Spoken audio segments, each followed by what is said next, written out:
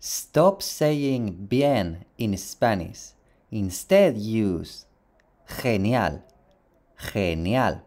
As an example, ¡qué idea tan genial! Estupendo, estupendo. As an example, he pasado un día estupendo. De maravilla, de maravilla. As an example, todo salió de maravilla. De lujo, de lujo.